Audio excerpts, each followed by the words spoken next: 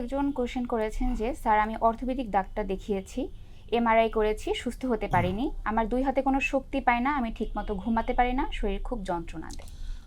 Mister Khokon সাহেব, আমরা খুবই দুঃখিত আপনার এত কষ্টের কথা শুনে। আপনি এমআরআই করেছেন, ডাক্তার দেখেছেন, আপনি ঘুমাইতে পারছেন না, দুই হাতে অবশ, হাঁটতে চলতে পারছেন না। তার মানে আপনার সার্ভাইকাল মায়োপ্যাথি, যেটা স্পাইনাল কর্ডে আঘাত লেগেছে, যে কারণে আপনি ব্যালেন্স পাচ্ছেন না বা হাত চলছে না।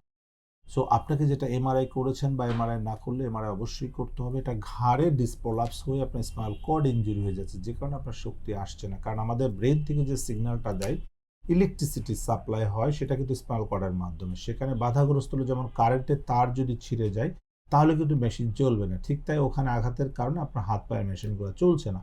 সো এটা অবশ্যই আপনাকে কনজারভেটিভ ট্রিটমেন্ট বা ফিজিওথেরাপি ট্রিটমেন্টের মাধ্যমে রিহ্যাবিলিটেশন করতে হবে। এসপি হসপিটালের মতো কোনো হসপিটালে আপনাকে অবশ্যই ভালো ট্রিটমেন্ট হবে, এবং রেস্টের থেকে আপনাকে রিহ্যাবিলিটেশন ফিজিওথেরাপির মাধ্যমে আপনি আবার স্বাভাবিক জীবনে ফিরে আসতে পারবেন। ধন্যবাদ আপনাকে। ধন্যবাদ দর্শক। সেলিনা ফেরদৌস কোশ্চেন করেছেন, স্যার আমার মেরুদণ্ডের মাঝে ব্যথা করে, এই ব্যথাটা পড়ে গিয়ে হয়েছে, এখন আমি কি করতে পারি?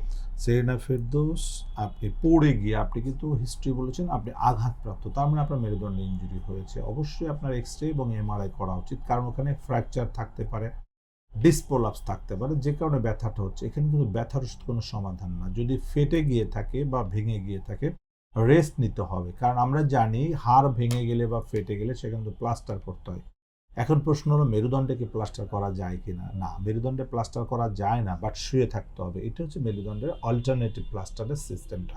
আপনি যদি শুয়ে থাকেন, বেড রেস্টে থাকেন 3 থেকে 6 সপ্তাহ, এবং ফিজিওথেরাপি বা যেটা আমরা হচ্ছে রিহ্যাবিলিটেশন, দেন এটা সম্পূর্ণরূপে রিপেয়ার হয়ে আপনি সুস্থ স্বাভাবিক জীবনযাপন করতে পারবেন। কিন্তু যদি আপনি ট্রিটমেন্টটা না করেন, আস্তে আস্তে যদি ফাটল থাকে সরে যাবে, ডিসপ্রোলাপস থাকলে এটা আস্তে আস্তে আস্তে আস্তে একসময় অবশ করে দিতে পারে। সো পেইন কিলার খেয়ে সময় নষ্ট না করে যত দ্রুত সম্ভব আপনাকে রিহ্যাবিলিটেশন থেরাপিতে যেতে হবে। ধন্যবাদ আপনাকে।